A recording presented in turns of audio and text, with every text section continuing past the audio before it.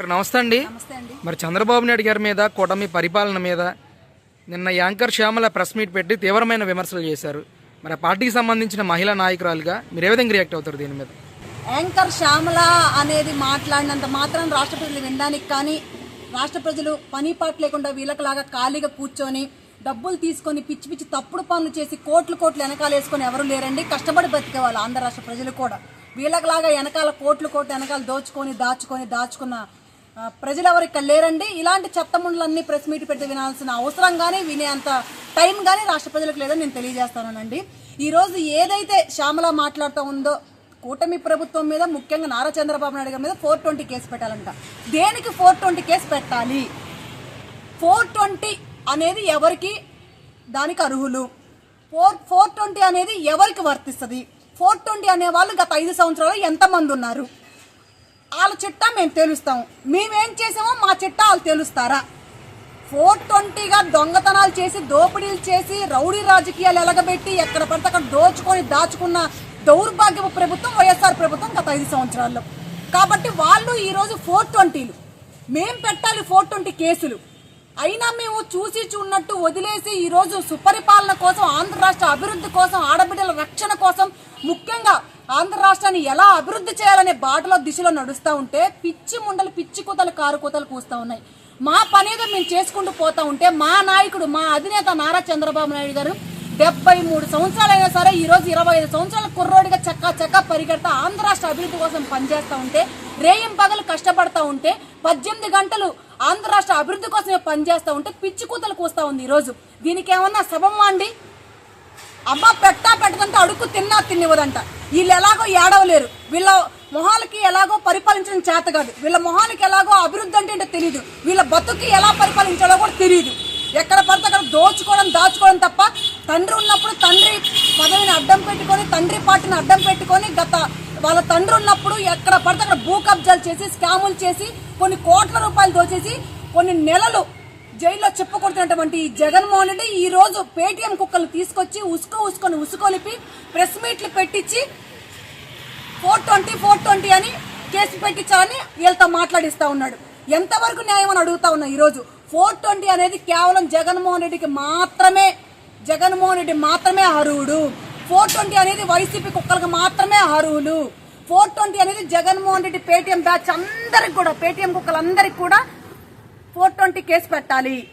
ఎవరైతే భూ స్కాములు చేశారో, ఎవరైతే భూ కబ్జాలు చేశారో, ఎవరైతే స్కాములు చేశారో, ఎవరైతే ఎక్కడ పడితే అక్కడ దాచుకున్నారో, కనీసం మట్టిని కూడా వదలకుండా, ఇసుకను కూడా వదలకుండా, ఆడబిడ్డల శీలాన్ని కూడా వదలకుండా ఎక్కడ పడితే అక్కడ దోచుకున్నారో ప్రతి ఒక్కరి మీద కూడా ఈరోజు 420 కేసు పెట్టాలి. 6 నెలల్లో 5 సంవత్సరాలు ఈ జగన్మోహన్ రెడ్డి పీకలేని పనులన్నీ కూడా ఈరోజు చంద్రబాబు నాయుడు గారు పని పూర్తి చేస్తా ఉన్నారు. పోలవరాన్ని పరిగెత్తిస్తా ఉన్నారు, రైతులకి పొలాలకు నీళ్లు అందిస్తా ఉన్నారు, ఆడబిడ్డలకు రక్షణ కల్పిస్తా ఉన్నారు, గంజాయిని నిర్మూలిస్తా ఉన్నారు, డ్రగ్స్ ఎక్కడ కూడా లేకుండా ఆంధ్ర రాష్ట్రాన్ని స్వర్ణాంధ్ర రాష్ట్రంగా తీర్చిదిద్దే బాటలో పనిచేస్తా ఉంది ఈరోజు కూటమి ప్రభుత్వ నాయకులు. అలాంటి వాళ్ళని పట్టుకుని 420 కేసు పెట్టాలా? పిచ్చి పట్టిందా మీకేమన్నా? తినిందేం అరగట్లేదా? కోట్లు వెనకాల వేసుకొని ఈరోజు ఇదే నీ జగన్మోహన్ రెడ్డి నిన్ను ఎందుకు తీసుకొచ్చిన ప్రెస్ ముందుకి? నువ్వేదో యాంకర్లు కాబట్టి, టీవీలో ఎలగబెడతావు కాబట్టి, ఇంతింత బట్టలు జబ్బాలు తిరిగే బతుకు నీది కాబట్టి నువ్వు ప్రెస్ ముందుకు వస్తే ఎవరన్నా సొల్లుగార్చుకుని నిన్ను చూస్తారే తప్ప నీ వాయిస్ వినడానికి, నువ్వు మాట్లాడే తప్పుడు కూతలు వినడానికి ఎవరు సిద్ధంగా లేరు. అందుకే నిన్ను కోట్ల రూపాయలు ఇచ్చి ఈరోజు నిన్ను కూర్చోబెట్టాడు. గత వైసీపీ ప్రభుత్వం ఎవరైతే ఉన్నారో ఆ పేటీఎం కుక్కలు ఎవరు మాట్లాడినా సరే సోషల్ మీడియాలో మాట్లాడితే ఫోన్ ఆపేస్తా ఉన్నారు, టీవీలో న్యూస్ వస్తా ఉంటే టీవీలో ఆపేస్తా ఉన్న పరిస్థితి. కాబట్టి ఈరోజు కొత్తగా నిన్ను కోట్ల రూపాయలు ఇచ్చి నిన్ను తీసుకొచ్చాడు. నువ్వు ఎన్ని ఎలగబెడతా ఉన్నావు, ఎన్ని తప్పుడు పనులు చేస్తా ఉన్నావు, ఎన్ని రాచలీయాలు ఎలగబెడతా ఉన్నావు, ప్రతి ఒక్క చిట్టా మా దగ్గర ఉంది. నేను ఒక ఆడబిడ్డని, నేను బయట పెట్టకూడదు. ఒక సెకండ్ పట్టుకు మాకు నువ్వు ఏం చేస్తా ఉన్నావో, ఈ రోజు అదే కుక్కల దగ్గర ఎంత దాసోయిగా పనిచేస్తా ఉన్నావు, వెళ్తా ఉన్నావు, ప్రతి ఒక్క చిట్టా మేము బయట పెట్టగలం. నీకు లాగా సభ్యతా సంస్కారం లేని ప్రభుత్వం కాదు మాది, సభ్యతా సంస్కారం లేని పార్టీ కాదు మాది. ఆడబిడ్డలని గౌరవిస్తాం, ఆడబిడ్డలకు రక్షణ కల్పిస్తాం. నువ్వు ఒక ఆంధ్ర రాష్ట్ర ఆడబిడ్డగానే మేము భావిస్తా ఉన్నాం. నీ లెక్కలు కానీ, నీ చిట్టాలు కానీ, నీ భూత పురాణాలు కానీ బయట పెడితే నువ్వు దేనికి పనికి రాకుండా పోతావు, ఆత్మహత్య చేసుకునే పరిస్థితి వస్తుంది నీకు. కాబట్టి నీ వెనకమాల ఎన్ని గోతులు ఉన్నాయో ముందవి చూసుకొని మాట్లాడు. పిచ్చి పిచ్చిగా మాట్లాడితే చంద్రబాబు నాయుడు గారి గురించి ఒక తప్పుడు కూత కూస్తే నాలుగు కోసేస్తాం, గుర్తుపెట్టుకోం. ఎవడైనా తప్పుగా మాట్లాడితే నాలుగు కోసేస్తామని చెప్పడమే తప్ప ఇప్పుడు వరకు చేయలేదు. కానీ నా నాయకుడు 6 నెలల్లో చేసిన అభివృద్ధికి మేము కాదు మీ నాలుకలు కోసేది, ఆంధ్ర రాష్ట్ర ప్రజలు మీ నాలుకలు కోయడానికి సిద్ధంగా ఉన్నారు. అంత పనిచేస్తా ఉన్నాడు నారా చంద్రబాబు నాయుడు గారు, అంత అభివృద్ధి పరిచే దిశలో పనిచేస్తా ఉన్నాడు. మీరు ఏమి చేయలేని పనులు, కనీసం మీ బతుకి రోడ్డు మీద కనీసం గంపెడు మట్టే లేకపోయారు, ఒక గుంత పూడ్చలేకపోయారు. అది మీ బతుకు, అది మీ పరిపాలన, అది మీ రాజకీయం. కానీ ఈ రోజు నా చంద్రబాబు నాయుడు గారు సంక్రాంతి పండుగ వచ్చేలోపు ఎక్కడ కూడా చిన్న గుంత లేకుండా ఈ రోజు స్వర్ణాంధ్ర రాష్ట్రంగా ఈ రోజు రోడ్లు కూడా క్లీన్ అండ్ స్వీప్ గా చేసి ఈ రోజు రోడ్ల మీద నడుస్తుంటే విమానంలో నడుస్తా ఉన్నామా, కొన్ని బండ్ల మీద నడుస్తున్నారా బాబా అని ఆలోచించే రీతిలో రోడ్లు అంత అభివృద్ధి చేశాడు. దట్ ఈస్ నారా లోకేష్ అయినా, దట్ ఈస్ చంద్రబాబు నాయుడు గారైనా, దట్ ఈస్ పవన్ కళ్యాణ్ అయినా, దట్ ఈస్ కూటమి ప్రభుత్వం అయినా. కాబట్టి అదే రోడ్ల మీద మీరు నడుస్తా ఈ రోజు రోడ్లు బాగున్నాయిరా బాబా అని మీరు కూడా అనుకుంటా ఉన్నారు. మీ గుండెల మీద చేసుకొని మీ మనస్సాక్షికి సమాధానం చెప్పుకోండి. సో ఈ రోజు అభివృద్ధి ఎలా జరుగుతూ ఉందో, గత 5 సంవత్సరాలు ఎంత సర్వనాశనం అయిపోయిందో మీ మనస్సాక్షికి తెలుసు.